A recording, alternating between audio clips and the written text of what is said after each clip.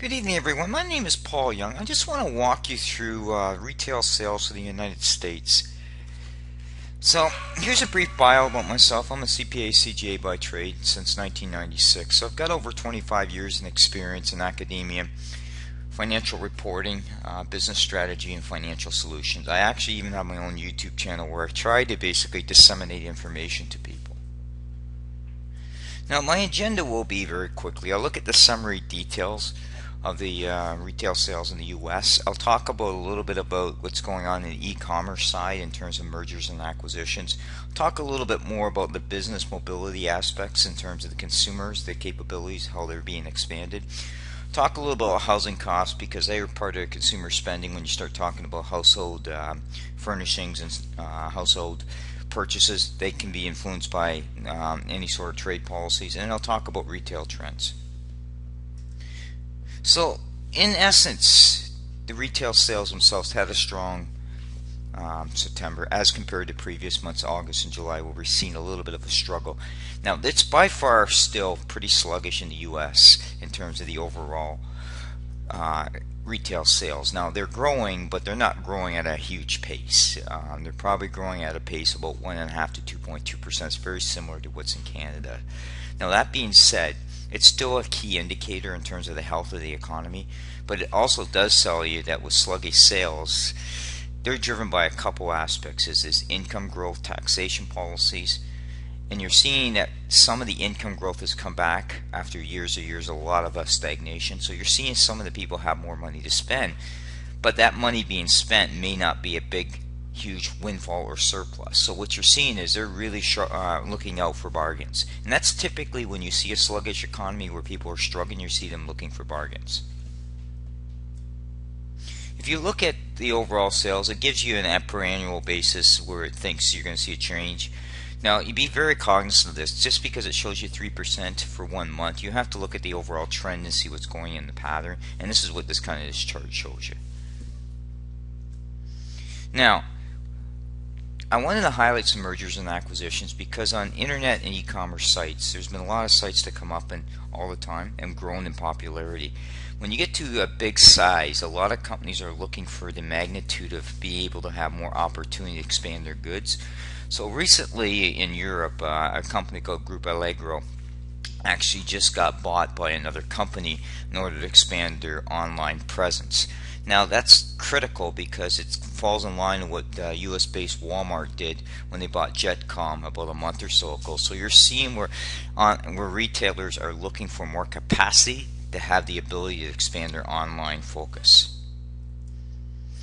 Let's look at trends. Okay, when you look at trends in general, we're always constantly seeing how retail is constantly being revisited, from the e-commerce sites to more capabilities. Now, one of the things that's happening in malls now, especially in the US, it hasn't expanded up in Canada, is where Amazon's actually bringing in what they call as lockers. So that means they're putting positional sites out there so that you can actually pick up things through lockers, or as retailers doing is gives them an option of using Amazon as part of the e-commerce site.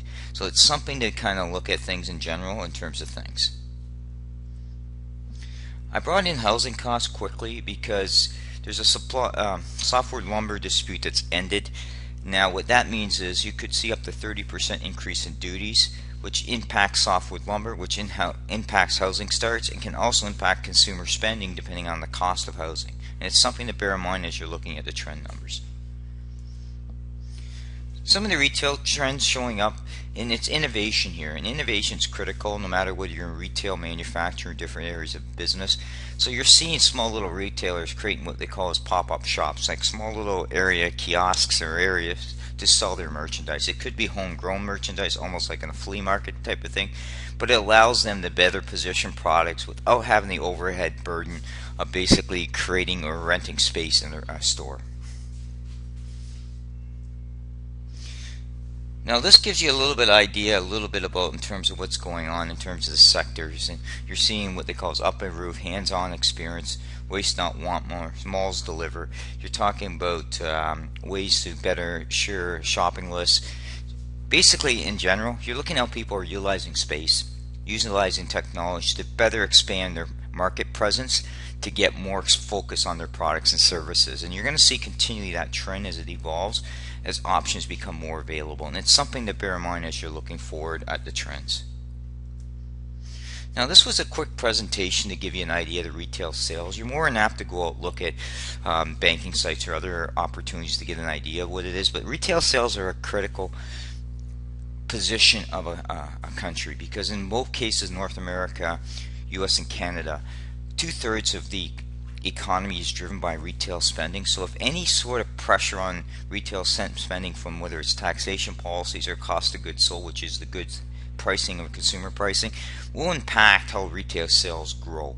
And if retail sales are sluggish or dropping, that'll impact on GDP growth, and GDP growth stems also where government revenue is going to come into play.